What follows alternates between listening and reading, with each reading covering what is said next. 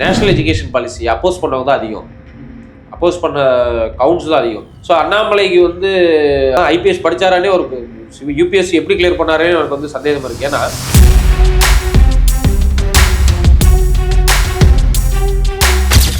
இவ்வளோ குற்றச்சாட்டு பொதுவாக வந்து மத்திய அரசாங்கம் நடவடிக்கைகள் மீது சொல்லக்கூடிய நீங்கள் இந்த மாதிரியான விஷயங்களை பேசுறதுக்கு அப்போ அது அரசியல் தான் நோக்கமா அப்படின்ற ஒரு இயல்பான கேள்வி. அப்போ அரசியலுக்காக வந்து அந்த விஷயத்தை மட்டும் எதிர்க்கிறவங்க உள்ளூர்ல இருக்கக்கூடிய மாநிலத்தில் இருக்கக்கூடிய கல்வி நிலைய பிரச்சனை எதுவுமே பேச மாட்டாங்க. இல்லை, எஸ்எஃப்ஐயை பொறுத்தவரை நீங்கள் சொல்கிற கேள்வி வந்து அப்படியே திமுக மாணவரடிக்கு பொருந்தும், எஸ்எஃப்ஐக்கு பொருந்தாது.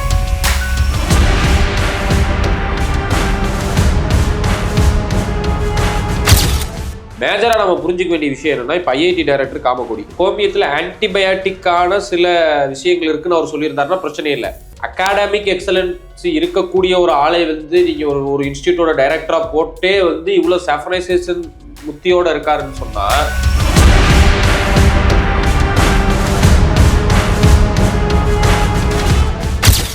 வேறு பல துறைகளில் சிறப்பாக பணியாற்றுறவர் கூட அந்த பல்கலைக்கழகத்துக்கு வந்து துணைவேந்தராக வரலான்னு சொன்னால், இப்போ நான் வந்து அஜித் வந்து கார் ரேஸ் ஓட்டுனார், அவர் நல்லா கார் ரேஸ் ஓட்டினாருன்னு சொல்லி வந்து நீங்கள் வந்து டிரான்ஸ்போர்ட் டிபார்ட்மெண்ட்டு கீழே இருக்கக்கூடிய ஒரு யூனிவர்சிட்டியில் கொண்டு வந்து நீங்கள் சான்சலராக போட முடியுமா? இங்கே ஏடிஎம்கே டிஎம்கே எந்த அரசானாலும் சரி, பொது நிறுவனங்களை, பொது கல்வி நிறுவனங்கள், அரசு பள்ளியாக இருக்கலாம், கல்லூரியாக இருக்கலாம், பல்கலைக்கழகம், அதை வந்து நீத்து போகக்கூடிய வேலையை தொடர்ச்சியாக எல்லா காலகட்டத்திலையும் பண்ணிட்டு தான் வந்திருக்காங்க.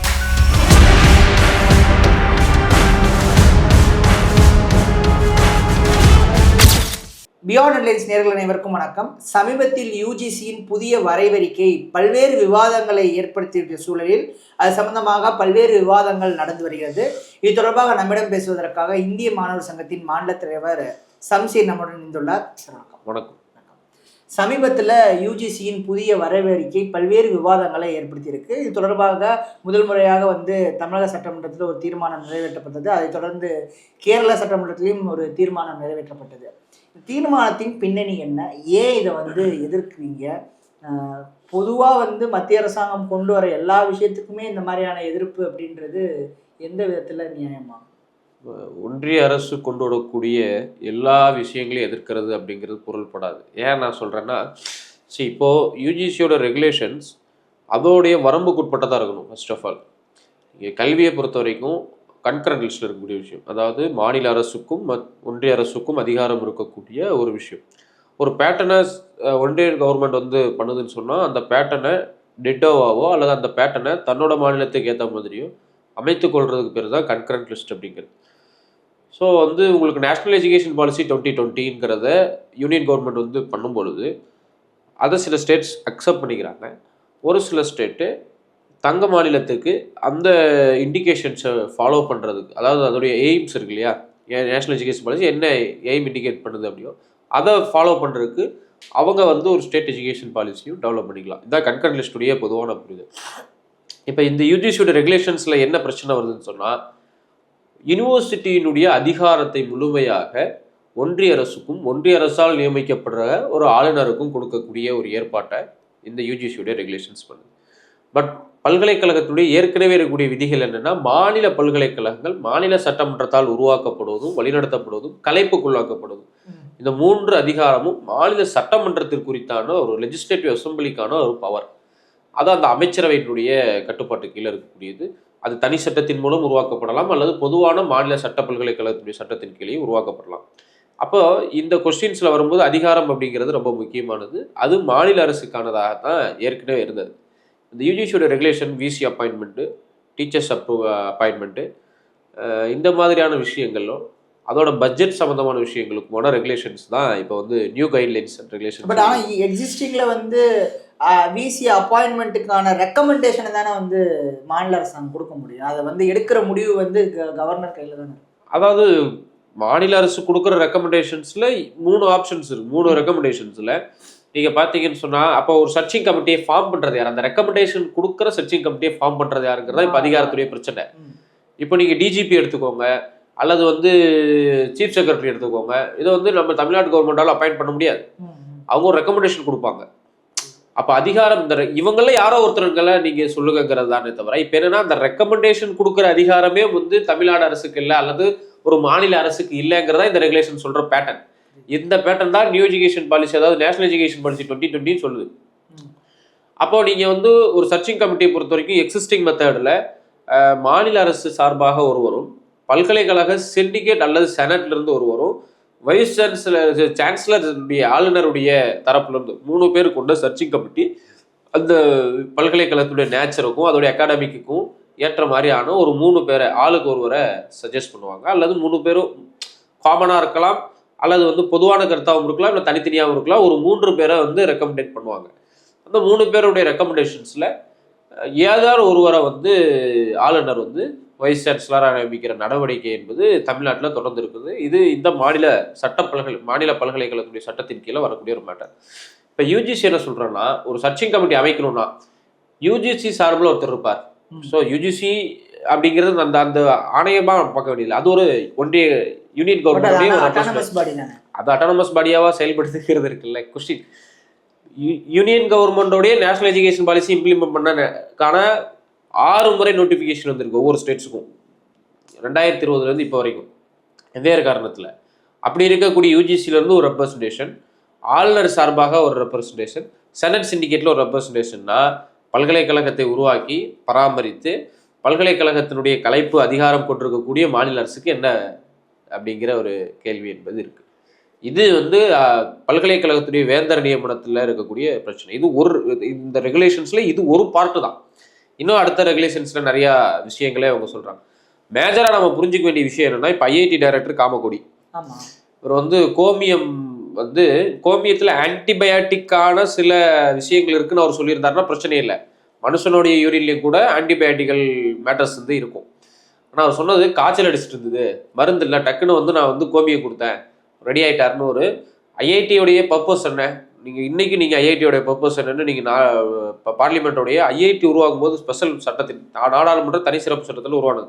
அந்த சட்டத்தோடைய இதில் பிரியாம்பிளில் பார்த்தீங்கன்னா, இந்தியாவுடைய அறிவியல் தொழில்நுட்ப வளர்ச்சியை வந்து முன்னுக்கு கொண்டு போவதற்கும் உலக நாடுகளோடு வந்து இந்தியா தொழில்நுட்பத்தில் தன்னை சமன்படுத்திக் கொள்வதற்குமாக உருவாக்கப்பட்ட ஒரு ஸ்பெஷல் அட்டானமி போர்டு தான் வந்து உங்களுக்கு ஐஐடி. அந்த ரிசர்ச் தான் அங்கே இருக்கணும். அதோட டைரக்டர் வந்து என்ன சொல்றாருன்னா, கோமியம் குடிச்சா வந்து காய்ச்சல் குணமாகும்னு சொல்றாரு. அந்த சர்ச்சைக்கு தான் அவர் முற்றுப்புள்ளி வச்சுட்டாரு. அதுக்கான ரிசர்ச் பேப்பர், அவர் ரிசர்ச் பேப்பர் ரொம்ப தெளிவா, அந்த ரிசர்ச் பேப்பர் வந்து ஆன்டிபயாட்டிக்கல் மேட்டர்ஸ் இருக்குங்கிறதுக்காக தான் சொல்றாரே தவிர காய்ச்சல் குணமாகும். நீங்கள் ஃபீவர் வந்து நிறைய கைண்ட் ஆஃப் ஃபீவர் வரும், உங்களுக்கு குளிர் காய்ச்சல் வரலாம், இல்லை வந்து வைரல் இன்ஃபெக்ஷன் வரலாம். அதுக்கு நிறைய ஆன்டிபயாட்டிக், அதாவது உடம்புல நோய் எதிர்ப்பு அந்த செல்கள் வந்து சண்டை போடுறதுனால உருவாகிறதா ஃபீவர்ஸ்னா என்னென்ன ரீசன் வேணாலும் வரலாம். ஒவ்வொரு ஃபீவருக்கும் ஒவ்வொரு மாதிரி நம்ம வந்து ட்ரீட்மெண்ட் எடுக்கணும். கோமியங்கிறது ஒரு காமனாக நீ வந்து ஃபீவர் வந்தால் கோமியம் குடிக்கணும்னு எந்த பேப்பர்ஸும் இல்லை. ஸோ ஈவன் தான் நான் சொல்கிறேன், ஹியூமன் யூரின்லையும் கூட ஆன்டிபயாட்டிக் இருக்குது அப்படின்னு சொல்லி ரிசர்ச் பேப்பர்ஸ் இருக்குது. அதுக்காக நீங்கள் ஹியூமன் யூரினை வந்து காய்ச்சல் அடிக்கும் போது கொடுக்க முடியுமா? ஆனால் இது ஒரு எக்ஸாம்பிள் எதுக்கு சொல்ல வந்தோன்னா, அகாடமிக் எக்ஸலன்சி இருக்கக்கூடிய ஒரு ஆளை வந்து நீங்கள் ஒரு இன்ஸ்டியூட்டோட டைரக்டராக போட்டே வந்து இவ்வளோ சாஃபனைசேஷன் முத்தியோடு இருக்காருன்னு சொன்னால், அடுத்த யூஜிசியோட செகண்ட் ரெகுலேஷன் நான் அகாடமிக் பர்ஃபார்மன்ஸ் இருக்கக்கூடிய ஒருத்தரையும் கூட பல்கலைக்கழகத்தின் வேந்தராக நியமிக்கலான்னு சொல்லி வந்துச்சுன்னு சொன்னால், எஜுகேஷனுடைய லெவலும் ஸ்டாண்டர்டும் என்னவாக மாறும். ஆக்சுவலாக வந்து யூனியன் கவர்மெண்ட்டுக்கு இருக்கக்கூடிய அதிகாரமே பல்கலைக்கழகங்கள், மாநில பல்கலைக்கழகங்கள் இருக்கிற அதிகாரமே ஸ்டாண்டர்டைசேஷன் மட்டும்தான். அந்த ஸ்டாண்டர்டைசேஷனையே சிதைக்கக்கூடிய ஒரு விதமாக, அதை வந்து நீர்த்து போகிற விதமாக தான் இந்த யூஜிசியுடைய பில் இருக்குது. என்ன சொல்கிறாங்க, நான் அகாடமிக் எக்ஸலன்சி இருக்கக்கூடிய ஒருத்தர் வேறு பல துறைகளில் சிறப்பாக பணியாற்றுறவர் கூட அந்த பல்கலைக்கழகத்துக்கு வந்து துணைவேந்தராக வரலான்னு சொன்னால், இப்போ நான் வந்து அஜித் வந்து கார் ரேஸ் ஓட்டுனார், அவர் நல்லா கார் ரேஸ் ஓட்டினாருன்னு சொல்லி வந்து நீங்கள் வந்து டிரான்ஸ்போர்ட் டிபார்ட்மெண்ட்டு கீழே இருக்கக்கூடிய ஒரு யூனிவர்சிட்டியில் கொண்டு வந்து நீங்கள் சான்சலராக போட முடியுமா? இது யூஜிசியோடைய கைட்லைன்ஸ் அதுதான் சொல்லுது. அப்போது இந்த கவர்மெண்ட் தனக்கான ஆட்களை ஃபில் பண்ணுறதுல அது 2 விஷயத்தில் அவங்க பண்ணுறாங்க, ரொம்ப தெளிவாக பண்ணுறது. ஒன்று பியூரோக்ராட்ஸ், இன்னொன்று எஜுகேஷனல் இன்ஸ்டியூட். இந்த 2ஐயும் கேப்சர் பண்ணுறதுல வந்து பிஜேபி கவர்மெண்ட், ஈவன் தோ நாளைக்கு நீங்கள் கவர்மெண்ட்டை தோக்கடிச்சாலும் கூட அவங்க கொண்டு வந்த அந்த சிந்தனை, அவங்களோட அந்த சிந்தனையை கண்டினியூவாக ரன் ஆகிறதுக்கு என்ன பண்ணணும்னு பார்க்கும்பொழுது அரசு இயந்திரத்தையும் கல்வி நிறுவனங்களையும் கைப்பற்றுறதுங்கிறது அவங்களோட ஆர்எஸ்எஸ்னுடைய ஹார்ட்கோர் அஜெண்டா. இது வந்து இன்னைக்கு 2025 வந்ததில்லை, இந்த 1925 இருக்கக்கூடிய அன்னைக்கு ஆர்எஸ்எஸ் உருவாகும் பொழுது அவங்க எடுத்த விஷயம். அதனுடைய ஒரு பகுதியாக தான் இன்னைக்கு இதை வந்து கொண்டு வந்திருக்காங்க. இந்த 2வது கைட்லைன்ஸ் வந்து ஒரு பல்கலைக்கழகத்துடைய தனித்துவத்தையே வந்து சிதைச்சிடும். இப்போ நீங்கள் தமிழ் பல்கலைக்கழகமும் சமஸ்கிருத பல்கலைக்கழகம்லாம் இருக்குது. இப்போ இந்த தமிழ் பல்கலைக்கழகத்துக்கு நீங்க வந்து யாரை வந்து யூனிவர்சிட்டி சான்சலரா போட முடியும்? தமிழ் சார்ந்த ஒரு புலவர் அப்படியெல்லாம் நம்ம போட முடியாது. அதான் நான் சொல்ல வரேன். நீங்க வந்து நல்லா கவிதை பேசுறாரு, நல்ல தமிழ் புலம்பெயர், தமிழ் பின்னணி நான் சொன்னது வந்து அந்த குவாலிஃபிகேஷன் PhD முடிச்ச ரிசர்ச் எல்லாமே அந்த பல்கலைக்கழகத்துக்குள்ள பண்ணவரா இருக்கணும். அதான் ரொம்ப முக்கியம். அதான் சொல்லுவாரு.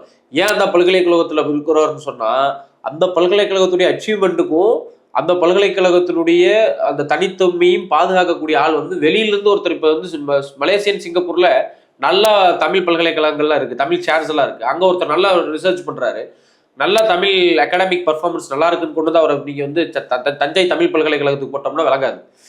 அப்போ ஏன்னா அந்த யூனிவர்சிட்டிக்குன்னு ஒரு கோல் இருக்கு, அதை நோக்கி டெவலப் ஆகிறதுக்கு அந்த யூனிவர்சிட்டி வந்து தன்னை தானே வளர்த்து கொள்வதற்கு இந்த மாதிரியான விஷயம் அவரை நீங்க ஒரு செனட்லயோ சிண்டிகேட்லயோ போடலாம், இந்த மாதிரி ஹெல்ப் பண்றதுக்காக. ஆனா ஈஸியா போட முடியாது. இப்போ சான்ஸ்கிரிட் பல்கலைக்கழகமா இருக்கலாம், இப்போ முஸ்லீம் அலிகார் பல்கலைக்கழகம், இந்த மாதிரி நம்ம வந்து வெறுமன பாரதியார் யூனிவர்சிட்டி, சென்னை மெட்ராஸ் யூனிவர்சிட்டி மாதிரி ஒரு பொதுவான அரசு கலைக்கல்லூரிகளுக்கு பாடத்திட்டங்களை வகுக்கக்கூடிய அஃபிலியேட் காலேஜஸ் மெயின்டைன் பண்ற யூனிவர்சிட்டிஸ் மட்டும் பார்க்கக்கூடாது. மாநில பல்கலைக்கழகங்கள்ல மீன்வள பல்கலைக்கழகம் இருக்கு, இப்படி ஒரு தனி சிறப்பான சில விஷயங்களை பண்ணக்கூடிய பல்கலைக்கழகங்கள்லாம் இருக்கு. அப்ப இது எல்லாத்தையுமே அந்த அரசு, மாநில அரசு அவங்க ஒரு டார்கெட் வச்சிருக்காங்களா, அந்த டார்கெட் அச்சீவ் பண்றதுக்கு அங்க என்ன பண்ணணுங்கிறது அந்த அதிகாரம் குறிப்பிட்ட மாநில அரசு கிட்ட தான் இருக்கு. அது பீகாருடைய அரசாக இருந்தாலும் சரி, கேரளாவுடைய அரசாக இருந்தாலும் சரி, தமிழ்நாடுடைய அரசு, அது எந்த மாநில அரசானாலும் இருக்கலாம். அது பிஜேபி ஆளலாம், பிஜேபி ஆளாமல் இருக்கலாம். அந்த மாநில அரசிடம் வந்து அந்த அதிகாரம் முழுமையா இருக்கும் பொழுதுதான் அந்த மாநிலத்துக்கு அவங்க அச்சீவ் பண்ண வேண்டிய அந்த டார்கெட்டை நோக்கி போறதுக்கு உதவி செய்யுங்கிறதா. அந்த அடிப்படையில தன்னுடைய மாநிலத்தினுடைய அதிகாரம் பறிக்கப்படும் பொழுது அந்த மாநிலத்துடைய முதல்வராக தமிழகத்திலும் கேரளாவுடைய முதல்வர்கள், அந்த மாநிலத்துடைய சட்டமன்றம் சரியான பணியை வந்து செஞ்சிருக்காங்க அப்படின்னா அது வரவேற்கக்கூடியது. இன்னும் இது வந்து பிஜேபி ஆளாத மாநிலங்கள்ல மாநில உரிமைகள் பேசக்கூடிய கர்நாடகா, மற்றபடி உங்களுக்கு வந்து வெஸ்ட் பெங்கால். இப்போ நீங்க தீர்மானம் நிறைவேற்றுறதுனால என்ன விதமான பலனை அடைய போறீங்க? இல்ல அதுக்கு என்ன பவர் இருக்கு?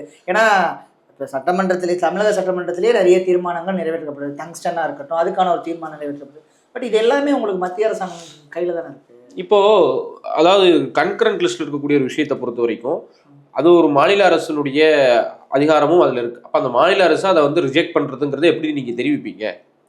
இதை நாங்கள் ஏற்றுக்கல, அப்படி இந்த பேட்டரை நான் ஏற்றுக்கல, அப்போ முதல்ல தீர்மானம் போடுறதா, அந்த தீர்மானத்துக்கு ஒப்புதல் வந்து ஆளுநர் கொடுக்கணும், அவர் கொடுக்க போகிறது கிடையாது, நமக்கு தெரிஞ்ச விஷயம் தான். அவர் என்ன பண்ணுவார்னா வந்து சென்ட்ரல் கவர்மெண்ட்டுக்கு இதன் மீது விளக்கம் அளித்து ஒப்புதல் கொடுக்குற சென்ட்ரல் கவர்மெண்ட்டுக்கு பாஸ் பண்ணுவார், குடியரசுத் தலைவருக்கு பாஸ் பண்ணுறாரு, அது அப்படியே பெண்டிங் ஆகிடும். பட் ஆனால் இந்த ஸ்டேட் வந்து லீகலாக நாளைக்கு வந்து ஒரு கோர்ட்லேயோ மற்ற விஷயங்களையோ ஃபைட்டுக்கு போகும்பொழுது இந்த பில் வந்து உதவி செய்யும். ஒன்று. இன்னொன்று, ஒரு யூனியன் கவர்மெண்ட் கொண்டு வரதை 1/3 ஆஃப் ஸ்டேட்ஸ் வந்து எதிர்த்து தீர்மானம் போடுறாங்கன்னு சொன்னாக்கா அந்த சட்டம் நீர் செல்லாத போக சட்டம் 1/3 ஸ்டேட்ஸ் போடணும். 27 ஸ்டேட்ஸ் இருக்குனாக்கா 1/3 அதில் கனெக்ட் பண்ணிக்கோங்க. அதுக்கான இது ஒரு சட்ட போராட்டத்துக்கான ஒரு வழிமுறை. ஒரு மாநிலத்தின் மீது ஒரு ஒன்றிய அரசு வந்து ஒரு விஷயத்தை இம்போஸ் பண்ணும்போது நான் ஏற்றுக்க மாட்டேன், என் ஸ்டேட்டை ஏற்றுக்கலன்றத சொல்கிற ஒரு விஷயமா நம்ம பார்க்கணும். தீர்மானம் போடுறதுனாலே தீர்வு கிடைச்சிரும் அப்படிங்கிறது கிடையாது. என் ஸ்டேட் இதை ஏற்றுக்கல அப்படிங்கிறது ஏகமான பிஜேபி தவிர இது எல்லாரும் ஆதரிச்சிருக்காங்க. அதிமுக, திமுக, மதிமுக, சிபிஐ, சிபிஎம், விசிகான்னு சட்டமன்றத்தில் பிரதிநிதிகளாக இருக்கக்கூடிய எல்லா கட்சிகளும் தீர்மானத்தை ஏற்றிருக்காங்களே. அப்போ என்னன்னா ஒரு மெஜாரிட்டி ஆஃப் த ஸ்டேட் இந்த விஷயத்தை யூஜிசியுடைய ரெகுலேஷன்ஸை ஏற்றுக்கொள்ளவில்லை அப்படிங்கிறத நம்ம புரிஞ்சுக்க வேண்டியது இருக்கு. கேரளாவில் ஏகமானதான் நிறைவேற்றப்பட்டிருக்கு. அப்போ இந்த மாநிலத்தின் எதிர்ப்பை வெளிப்படுத்துவதற்கு இது ஒரு வழி அப்படிங்கிறதானே தவிர அதன் மூலமாகவே அதை நிறுத்த முடியும்னு சொல்ல முடியாது. அப்படியான வாய்ப்புகளுக்கு கடந்த காலத்தில் நடந்த மாதிரி இல்லை. பட் ஆனால் அது செய்யணும். இன்னும் கூடுதலாக நான் சொன்னதான், ஜார்க்கண்டோ, வெஸ்ட் பெங்காலோ, கர்நாடகாவோ, தெலுங்கானாவோ, பிஜேபி ஆளாத பல மாநிலங்கள் இதை வந்து இந்த மாதிரியான ரெசல்யூஷன்ஸை இந்த இஷ்யூஸில் பண்ணுவாங்க. பிஜேபியோட மாநில தலைவர் அண்ணாமலை வந்து ஒரு வரவறிக்கை, இந்த வரைவு அறிக்கைக்கான கால அவகாசம் பிப்ரவரி மாதம் வரைக்கும் இருக்குது அப்படின்றது சொல்லியிருக்காங்க. வரைவு அறிக்கையிலேயே இப்படியான ஒரு எதிர்ப்பு அப்படின்றது இல்லை, எதை காட்டுது, என்ன பலன் தரப்போகுது? 2014 இந்த மாதிரி பல்வேறு வரைவு அறிக்கைகள் அந்தந்த ஏஜென்சிஸாக இருக்கலாம் அல்லது சென்ட்ரல் கவர்மெண்ட் கேபுன்னு கொண்டு வந்தாங்க, சிட்டிசன் அமெண்ட்மெண்ட் பில்லு. அப்புறம் அது அமெண்ட்மெண்ட் ஆக்ட் ஆச்சு. அதுக்கு ரெண்டுக்கு இடையில கருத்து சொல்கிற பீரியட் இருந்தது. எவ்வளோ மக்கள் கருத்து சொன்னாங்க வேண்டான்னு. பெரும்பான்மை மக்கள் வரவேற்கிறாங்கன்னு சொல்லி அது வந்து அன்னைக்கு வந்து பிஜேபிக்கு வந்து ஒரு பெரும்பான்மைக்கான வாய்ப்பு. அதெல்லாம் நீங்க பிஜேபிக்கு பெரும்பான்மை சிறுபான்மை இதெல்லாம் விஷயமே கிடையாது. நான் இன்னும் சொல்றேன் பாருங்க, நீங்க நேஷனல் எஜுகேஷன் பாலிசி அப்போஸ் பண்ணவங்க தான் அதிகம், அப்போஸ் பண்ண கவுண்ட்ஸ் தான் அதிகம். ஆனால் அவங்க என்ன சொல்றாங்க, ஸ்டூடெண்ட்ஸ், டீச்சர்ஸ், பப்ளிக் இதை வந்து பெரும்பான்மையை ஏற்றுக்கிறாங்க. அந்த ஸ்டூடெண்ட்ஸ் யாருன்னா ஏபிவிபி, அந்த டீச்சர்ஸ் யாருன்னா ஏபிவிபியில் இருக்கக்கூடிய டீச்சர்ஸ், அரசு சிம்பத்தைசர்ஸ். பொதுமக்கள் யாரு, பிஜேபி சிம்பத்தைஸ். மற்ற எதிர்ப்பினுடைய வடிவங்கள் எவ்வளோ போராட்டம் நேஷனல் எஜுகேஷன் பாலிசிக்கு எதிராக நடந்திருக்கு, எவ்வளோ சட்ட போராட்டம் நடந்திருக்கு. அப்போ இப்படியான எதிர்ப்பே இல்லாத மாதிரியான காமிச்சு தான் அது வந்து ஆக்டாக மாறுது. அதே மாதிரி தான் இப்போ வரைவேறிக்கை வந்திருக்கு, கருத்து சொல்கிறதுக்கு டைம் கொடுத்துருக்காங்க 30 days. நீங்கள் எல்லாரும் கருத்து சொல்லுங்கள. ஆனால் என்ன சொல்ல போகிறாங்க, பெரும்பான்மையான வந்து அதை வந்து ரிசீவ் பண்ணிக்கிறாங்க, வரவேற்றுக்கிறாங்க, நாங்கள் கொண்டு வர போகிறோம்னு சொல்ல போகிறாங்க. ஸோ அண்ணாமலைக்கு வந்து ஐபிஎஸ் படித்தாரானே ஒரு யூபிஎஸ்சி எப்படி கிளியர் பண்ணாரேன்னு எனக்கு வந்து சந்தேகம் இருக்குது. ஏன்னா வரைவு அறிக்கை வந்து இந்தியாவுடைய வரலாற்றில் வந்த எந்த வரைவு அறிக்கை வந்து வாபஸ் வாங்கப்பட்டிருக்கு? மக்கள் போராட்டத்தால் பல வரைவு அறிக்கை வாபஸ் வாங்கப்பட்டிருக்கே தவிர கருத்து சொன்னதால வரைவு அறிக்கைகள் வந்து வாபஸ் வாங்கப்பட்டதா வந்து எந்த காலத்துலையுமே வந்து கிடையாது. அது வரும், கருத்து கேட்பாங்க. இல்லை அவங்க எப்பவுமே ஒரு பியூரோக்ராட்ஸ் எப்படி ஒர்க் பண்ண தெரியுங்களா? இப்போ மாநில தேசிய கல்விக் கொள்கை கருத்து கேட்பு கூட்டத்துக்கு யாரெல்லாம் ஃபேவராக சொல்லுவாங்களோ அவங்களுக்கு மட்டும்தான் அந்த செய்தி போய் சேரும். நியூஸ் பேப்பரை சின்னதாக ஒரு மூலையில் போட்டு முடிச்சிருவான், பப்ளிக் அனௌன்ஸ்மெண்ட்னு சொல்லி. அங்கே வந்திருக்க ஆட்கள்லாம் யாராக இருப்பாங்கன்னா அந்த பில்லை ஆதரித்து பேசக்கூடிய ஆட்களாக இருப்பாங்க. அதை மினிட் பண்ணுவாங்க, அதை ரெக்கார்டாக மாற்றுவாங்க, அனுப்புவாங்க. இப்போ அது வந்து வரைவறிக்கை டு ஆக்டாக வந்து மாறும். அதே தான் யூஜிசியில் இந்த பில்லையும் எழுதி வச்சுக்கோங்க, அதான் நடக்க போகுது. பல்வேறு இடங்களில் கூட்டம் நடந்ததாக கணக்காட்டப்படும், யூனிவர்சிட்டிஸில் கூட்டம் நடந்ததாக கணக்காட்டப்படும், எல்லாமே இருக்கும். ஆனால் எதுவுமே எதிர்ப்பை பதிவு செய்யாத விதத்தில் அது வந்து வடிவமைக்கப்படும், அது ஆக்டாக வரும். ஸோ இந்த ஆக்ட் வந்துச்சுன்னு சொன்னால் அடுத்து டீச்சர்ஸ் பிரச்சனை இருக்குது. டீச்சர்ஸ் அப்பாயின்மெண்ட்டை பொறுத்த வரைக்கும் என்ன சொல்கிறாங்கன்னா, அவங்களோட மாஸ்டர்ஸ் வரைக்கும் அவங்க என்ன படிச்சாங்கிறத நீ கணக்கில் வச்சுக்காத. நெட்டு ஸ்லெட் இந்த மாதிரி எலிஜிபிலிட்டி டெஸ்ட்லையும் பிஹெச்டியும் இப்போ என்னென்னா எலிஜிபிலிட்டி டெஸ்ட், இப்போ நான் காமர்ஸில் இருக்கணும்னா நான் காமர்ஸ்க்கான எலிஜிபிலிட்டி டெஸ்ட்டு கிளியர் பண்ணி நான் காமர்ஸ்க்கு பிஹெச்டி பண்ணலாம். இப்போ என்ன சொல்கிறேன், நீ என்ன உன்னோட மாஸ்டர்ஸ் இருந்தாலும் நீ எதுக்கு வேணாலும் அப்ளை பண்ணு, அதில் நீ பிஹெச்டி பண்ணுங்கிறது ஒன்று. அப்படி வந்து அந்த நெட்டு ஸ்லெட்டில் எந்த மேஜருக்கு அவர் வந்து கிளியர் பண்ணியிருக்காரோ அவர் வந்து அதை வந்து டீச் பண்ணலாம் அப்படின்னு சொல்கிறது. டீச்சர்ஸ், அதாவது அசிஸ்டன்ட் ப்ரொஃபஸருக்கு லெக்சர்ஸ்க்கான விஷயம் எவ்வளோ பெரிய. ஒரு லெக்சரோ ஒரு அசிஸ்டன்ட் ப்ரொஃபஸர் வந்து வெறுமனா டீச் மட்டும் பண்ண கிடையாது. அவருக்கு ஒரு அசிஸ்டன்ட் ப்ரொஃபஸர் வந்து 3 to 4 பேருக்கு வந்து கைடாக இருக்க முடியும், அதிகபட்சம் 4 பேருக்கு மேலே முடியாது. ஒரு அசோசியேட் ப்ரொஃபஸர் வந்து அதிகபட்சம் 6 பேர், ஒரு ப்ரொஃபஸர் வந்து அதிகபட்சம் 7 பேருக்கு கைட்ஷிப் பண்ண முடியும். கைட்ஷிப் வந்து ரிசர்ச்சுக்கான விஷயம். அந்த ரிசர்ச் தான் இந்த பர்டிகுலர் டிபார்ட்மெண்ட்டோட அடுத்த டெவலப்மெண்ட்டுக்கு நகரக்கூடிய ஒரு யூனிவர்சிட்டியாக இருக்கலாம், அல்லது அந்த டிபார்ட்மெண்ட்டோடைய டிபேட்ஸாக இருக்கலாம். எல்லாத்தையும் அடுத்த டெவலப் பண்ணுறது ஒரு ரிசர்ச் தான்.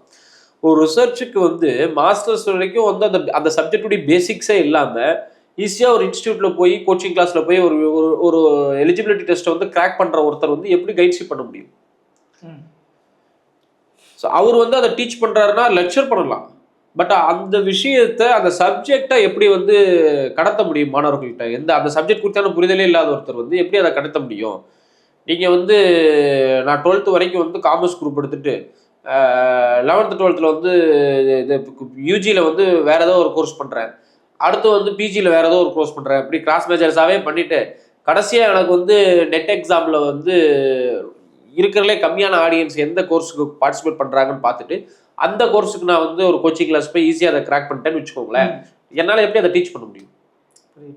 ஸோ இது எல்லாமே ஒட்டுமொத்தமாகவே வந்து ஹையர் எஜுகேஷனை வந்து டெமாலிஷ் பண்ணுற ஒரு ஏற்பாடு, அல்லது ஆர்எஸ்எஸ் மனநிலை கொண்ட பாடத்திட்டங்களை வகுப்பதும், ஆர்எஸ்எஸ் மனநிலை கொண்ட ஆட்களை பாடம் எடுக்க வைப்பதும், ஆர்எஸ்எஸ் மனநிலை கொண்ட ஆட்களை பல்கலைக்கழகத்தின் வேந்தர்களாக நியமிப்பதும் என்கின்றது தான் இந்த யூஜிசியுடைய வரைவு அறிக்கையை தவிர பல்கலைக்கழகத்தினுடைய தரத்தை உயர்த்த வேண்டும் என்கின்ற நோக்கத்தோடு இந்த வரைவறிக்கை இல்லை அப்படிங்கிறது தான்.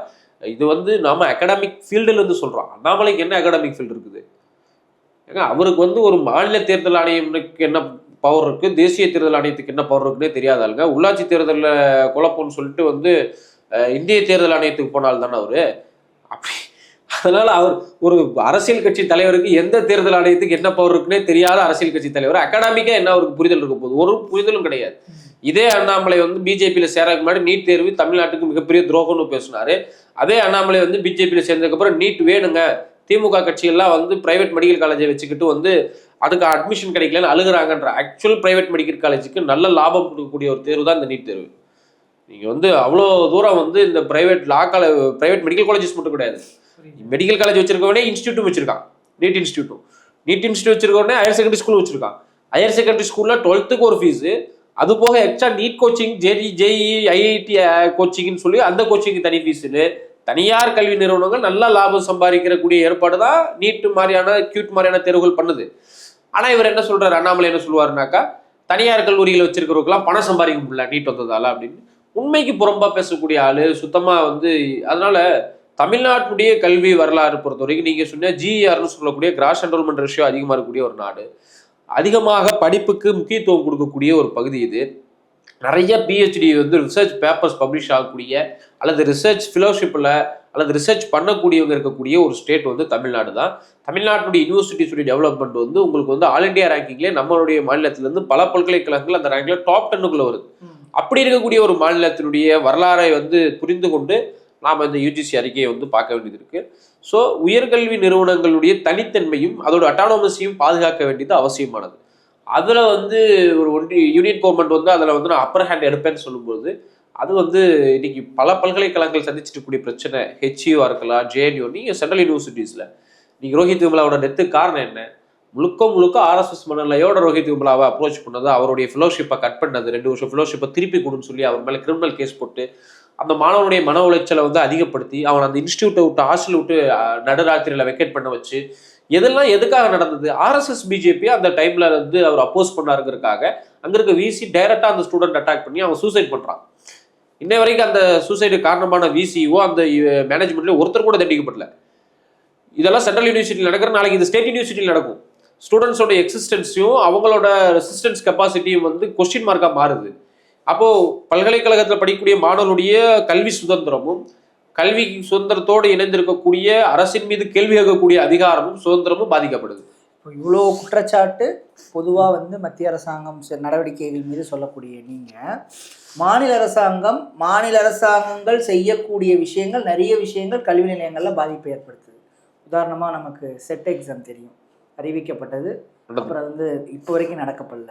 இப்போ டிஎம்கேயோட மாணவர் அணி வந்து இதுக்காக போராடுற அணி, இந்த மாதிரியான விஷயங்களை பேசுறதுக்கு அப்ப அது அரசியல் தான் நோக்கமா அப்படின்ற ஒரு இயல்பான கேள்வி வரும். அப்ப அரசியலுக்காக வந்து அந்த விஷயத்தை மட்டும் எதிர்க்கிறவங்க உள்ளூர்ல இருக்கக்கூடிய மாநிலத்தில் இருக்கக்கூடிய கல்வி நிலைய பிரச்சனை எதுவுமே பேச மாட்டாங்களே. இல்ல, எஸ்எஃப்ஐயை பொறுத்தவரை நீங்க சொல்ற கேள்வி வந்து அப்படியே திமுக மாணவர் அணிக்கு பொருந்தும், எஸ்எஃப்ஐக்கு பொருந்தாது. ஒன்றிய அரசு ஒரு மாநில பல்கலைக்கழகங்கள் மீதோ அல்லது மாநில அரசின் அதிகாரத்தின் மீது, கல்வி சார்ந்தக்கூடிய அதிகாரத்தின் மீதோ தாக்குதல் நடத்தும் பொழுது அது அந்த தாக்குதலுக்கு எதிராக யாரெல்லாம் வராங்களோ அவங்களெல்லாம் இணைத்து கொண்டு போராடுவது என்றது எஸ்எஃப்ஐ ஒரு கைண்ட் ஆஃப் ஒர்க். அதே நேரத்தில் எஸ்எஃப்ஐல தான் நாங்கள் வந்து சட்ட கல்லூரி மாணவர்களுக்கான மாநாடு நடத்தி வழக்கறிஞர்கள், இளம் வழக்கறிஞருடைய ஸ்டைஃபண்டை இன்க்ரீஸ் பண்ண சொல்லியிருக்கோம். நாம் வந்து செட்டு நெட் எக்ஸாம்ஸை வந்து இன்னும் செட்டு எக்ஸாம் குறிப்பாக 9 ஆண்டுகளே நடத்தாமல் இருக்கக்கூடிய தேர்வை நடத்த வேண்டும்ங்கிற தீர்மானம் நிறைவேற்றிருக்கோம். அதுக்கான போராட்டம் நடத்தியிருக்கிறோம். இன்னும் அந்த பல்கலைக்கழகம் வந்து மனோன்மணி சுந்தரனார் பல்கலைக்கழகம் தான் அது இந்த செட்டு நடத்துறதுக்கான அந்த பல்கலைக்கழகத்துடைய ரிஜிஸ்ட்ராரை விஷயம் பலமுறை சந்தித்து மனுக்கள் கொடுத்துருக்குறோம். அரசு தரப்புல இருந்து அந்த தேர்வுக்கு தயாராகி பிறகு வந்து அந்த எக்ஸாம் நடத்துகிற டெண்டரை கேன்சல் பண்ணியிருக்காங்க. அந்த டெண்டரை வந்து மறு அறிவிப்பு கொடுக்கணும்னு சொல்லி கவர்மெண்ட்டுக்கு நம்ம ரெப்ரசன்டேட் பண்ணியிருக்கிறோம். தேவைப்படக்கூடிய இடங்கள்ல அரசுக்கு எதிராக, அரசு செய்யக்கூடிய செயல்பாடுகளுக்கு எதிராக, மாநில அரசு செய்யக்கூடிய செயல்பாடுகளுக்கு எதிராக போராட்டம் நடத்தியிருக்கிறோம். நீங்கள் வந்து சைதாப்பேட்டையிலேயே அசோக் நகர்லையும் வந்து ஒரு அறிவியலுக்கு புறம்பாக பிற்போக்குத்தனமான மோட்டிவேஷனல் ஸ்பீக் நடக்கும்போது அதுக்கு எதிரான போராட்டத்தை நாம் வந்து நடத்தியிருக்கிறோம். மாநில அரசு வந்து இப்போ திடீர்னு வந்து தனியார் பள்ளிகளுக்கான சங்கம் ஒன்று உருவாகும் பொழுது அதில் போய் அமைச்சர் உட்காந்துட்டு அந்த சங்கங்கள் நாங்கள் வந்து 500 பள்ளிகளை தத்தெடுத்துக்கிறோம்னு சொன்னபோது முதல் அறிக்கை எஸ்எஃப்ஐ தான் கொடுத்தோம். அமைச்சர் வந்து உடனே இல்லை அவங்க தத்தெடுக்கிறேன்னு சொல்ல சிஎஸ்ஆர் ஃபண்டு மூலியமா ஹெல்ப் பண்ணுறேன்னு தான் சொல்லியிருக்காங்க அப்படின்னு சொல்லி அமைச்சர் மறுப்பு கொடுத்து பிரைவேட் தத்தெடுக்கிறதுக்கான ஒரு சூழ்ச்சியை வந்து நாம தான் இந்த காலகட்டத்தில் உடைச்சிருக்கோம். அப்போ எஸ்எஃப்ஐ பொறுத்த வரைக்கும் கல்வியில் சார்ந்து, மாணவர்கள் சார்ந்து எந்த தரப்புல இருந்து அட்டாக் வந்தாலும் அதுக்கு எதிராக வந்து போராடுவதும் மாணவர்களை பாதுகாப்பதும் அப்படிங்கிறது ஒரு பிரதானமான பணியாக தான் நம்ம செஞ்சுட்டு இருக்கோம். அதில் எந்த விதமான சமரசத்துக்கும் இங்கே இடமே கிடையாது. அது ஸ்டேட் கவர்மெண்ட், ஸ்டாலின் கவர்மெண்ட்டுனோ டிஎம்கே கவர்மெண்ட்டுனோ ஈவன் தான் பல இடதுசாரி கட்சிகள் அவங்களோட கூட்டணியில் இருக்காங்கன்னோங்கிற எந்த பாகுபாடும் எஸ்எஃப்ஐ கிடையாது. மாநில அரசு தவறு செய்யும் பொழுது மாநில அரசை சுட்டி காட்ட வேண்டியதும், சுட்டி காட்டியும் திருந்தாவிட்டால் வந்து போராட்டம் நடத்துவதற்கும் எஸ்எஃப்ஐ எந்த இடத்துலையும் தயக்கம் காட்டியதில்லை. மாநில அரசு ஒன்றிய அரசுக்கு எதிராக வந்து கல்வி சார்ந்த, உரிமை சார்ந்த போராட்டம் நடத்தும் போது மாநில அரசோடு இணைந்து போராடுவதற்கும் எஸ்எஃப்ஐ தயக்கம் கட்டியது கிடையாது. இதுதான் எஸ்எஃப்ஐ. ஸோ அதனால நீங்க வந்து இந்த மீடியா என்ன ஆயிருதுன்னு சொன்னாக்கா வந்து ஒன்றிய அரசுக்கு எதிராக பண்ற விஷயத்த ஃபோக்கஸ் பண்ணும்போதும் மாநில அரசுக்கு எதிராக ஃபோக்கஸ் பண்ணும்போது ஒரு சில பார்சியாலிட்டி இருக்கு. சில ஸ்டேட் ஓனு, நான் சொல்ற ஸ்டேட் ஓனு மீடியாவா சில மீடியா மாறி இருக்கும்போது என்னன்னா, மாநில அரசுக்கு எதிராக நம்ம போராடும் பொழுது ஏன் இதே இதில் வந்து ஆளுநர் வந்து நெல்லை மனோன்மணி சுந்தரனார் பல்கலைக்கழகத்தில் ஏபிபியுடைய தென் மாநில தலைவரை சிண்டிகேட் மெம்பராக நியமிக்கிறார். அதுக்கு எதிராக எஸ்எஃப்ஐ போராடணும். ஸ்டேட் கவர்மெண்ட் சைலண்டாக இருந்து ஸ்டேட் கவர்மெண்ட்டை கொஸ்டின் பண்ணேன். நீ வந்து மாநில உரிமைன்னு பேசுறிய, உன் மாநில பல்கலைக்கழகத்தில் இப்படி ஒரு வரம்பு மீறல் நடக்குதே நம்ம கொஸ்டின் பண்றோம். அது மீடியால வரமாட்டேங்குது.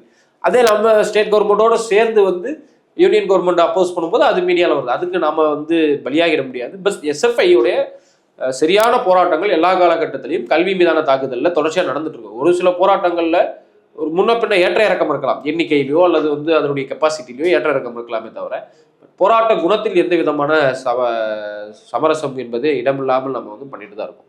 ஒவ்வொரு காலகட்டத்திலையுமே கல்விக்கான பிரச்சனைகளோ கல்வி நிலையங்கள் பிரச்சனைகளோ வந்துக்கிட்டே தான் இருக்குது.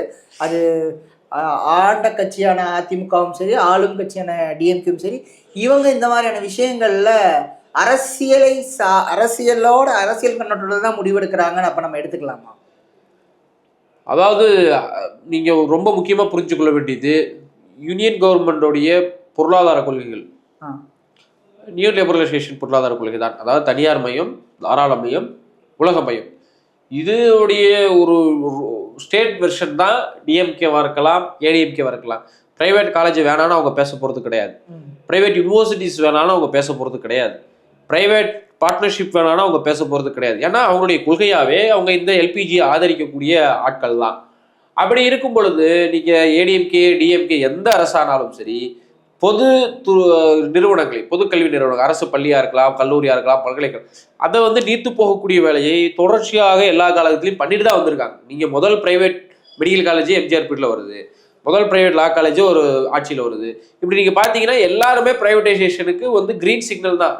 நீங்கள் இன்னைக்கு வந்து இன்ஜினியரிங் காலேஜ், இவ்வளோ இன்ஜினியரிங் காலேஜ், பல இன்ஜினியரிங் காலேஜ் நீ கல்யாண மண்டபம் மாறிட்டு இருக்கு. இதுக்கெல்லாம் காரணம் என்ன? பிரைவேட்டைசேஷனை வந்து ஓவரா அலோவ் பண்ணுறது, அதுக்கு ஒரு வரம்பு இல்லாமல் கட்டும். அப்போ இந்த அரசாங்கங்களுடைய கொள்கை ரீதியாக பார்க்கும் பொழுது தனியார் மையம், தாராளமயமான இந்த கொள்கைகளை தான் அவங்க எடுத்து நடத்துறாங்க. அப்போ இதனால் வந்து நேரடியாக பாதிக்கப்படுற மாணவர்களை திரட்டி அது எந்த அரசாக இருந்தாலும் அதில் கண்டினியூவான போராட்டத்தை, தொடர்ச்சியான போராட்டத்தை, நீடித்த போராட்டத்தை நம்ம நடத்திக்கிட்டு தான் இருக்கிறோம். இப்போ இன்னைக்கு வரைக்கும் மாணவர் ஜனநாயக பேரவை தேர்தலை நடத்துன்னு பல்வேறு வடிவத்தில் நம்ம போராட்டம் நடத்திட்டு இருக்கிறோம். இந்த அரசு அதை நடத்த தயாரா இல்லை. அப்போ இன்னும் அதை வந்து தேர்தல் நேரம் நெருங்க அதனுடைய போராட்டத்துடைய தன்மைகளும் நாங்கள் அதோட எப்படி மாற்றணும் அப்படிங்க எங்களுக்கு பல வரலாறு இருக்கு, அனுபவங்கள் இருக்கு. அதுக்கு தகுந்த மாதிரி நம்ம அதை கொண்டு வரணும். ஏன் நீ கேம்பஸ் டெமோக்ரஸி கொண்டு வர மாட்டேங்கிற?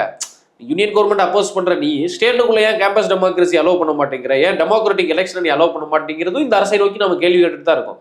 ஸோ அப்படிதான் நம்ம பார்க்கணும். நிச்சயமா.